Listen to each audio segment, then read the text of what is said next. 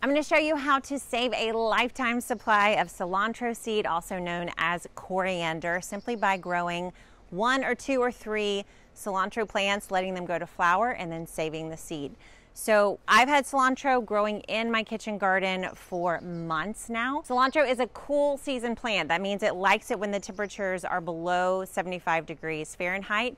When the temperatures start to get hotter, cilantro does this thing called bolting, which simply means it flowers and produces seed. A lot of gardeners pull those plants out of the garden when they start to flower, but when you do that, you miss the opportunity, one, to take care of bees and butterflies and ladybugs. There are so many beneficial insects that love cilantro flowers, and cilantro flowers generally happen right around the time your tomatoes flower. So it's a wonderful time for those pollinators to also bump over to your tomatoes. So you want to keep your cilantro in the garden when it flowers for that reason, but you also want to keep it because you're going to get loads of cilantro seed, also known as coriander.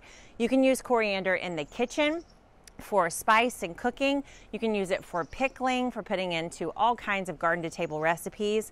Plus, you can save the seed to plant it again this time next year. Well, not this time, but 6 months before this time next year. So to do the seed saving is very simple. It's not complicated at all. The first thing you're going to do is simply let the plant go all the way from flower to seed in the garden. So you can see how tall these cilantro plants get. Like I said, this was planted in the garden probably around February. It is now June, so it's had February to March, April, May. It's had 4 months in the garden. The bolting process started about a month and a half ago. So they flowered first, and then you get the formation of all these little seeds. So each of the flower, the little tiny florets, creates this little seed bundle. And when it turns dark brown, that's when it is time to harvest it. So you'll know because it's going to be really nice and dry and brown. The cilantro seed before that stage is green, and it doesn't have the ridges on it. You can tell it's still got moisture inside that seed head. That part is too early to harvest as a seed. So we're looking for the brown, and if you're ready at this stage, for me, I know I'm ready to take these out of my garden. So you can kind of speed up the drying process simply by taking them from the garden and hanging them upside down. I'll show you how to do that. So I'm just going to take some scissors. You probably want to have some pruners, something a little bit tougher, and we'll see if this works. I'm just going to cut the stem right at the base of the garden. This doesn't disrupt anything that's growing near it. Got a little weed there. And then I'm just going to slowly pull these out, trying not to drop any of the seeds in the garden. Otherwise you will have a ton of cilantro in your garden next year that you didn't necessarily want. So then you really don't need these stems. So I'm just going to cut these down to about right here.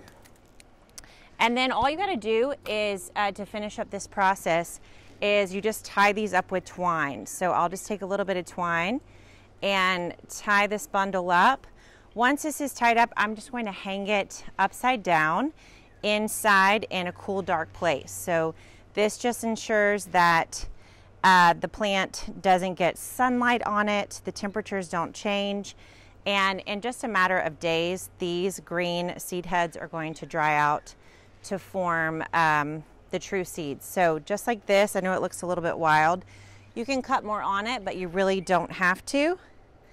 And then in a few weeks, you're going to come back, and if you see the seeds looking like this, where they're all brown, they're all dried out, these are ready now to be stored.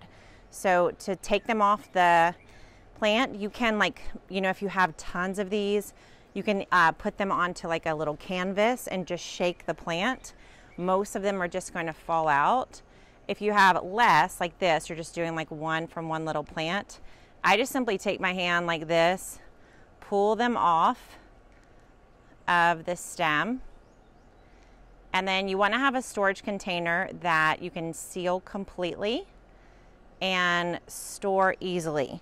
So you could do even just like a little paper seed packet that closes up. You can even just do an envelope, like a business envelope. I am just using these little glass jars And I'm just gonna stick them right in there like that. And you can see it's gonna take a lot of seeds to fill this jar up.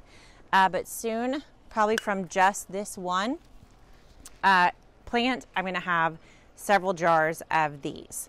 So you can see in here, there's probably hundreds of cilantro seed ready to be planted next season or to use in the kitchen all year long. So I love using these for pickles, even sprinkling them on top of a garden fresh salad. They add so much flavor and give you that cilantro taste even when you don't have fresh cilantro in the garden.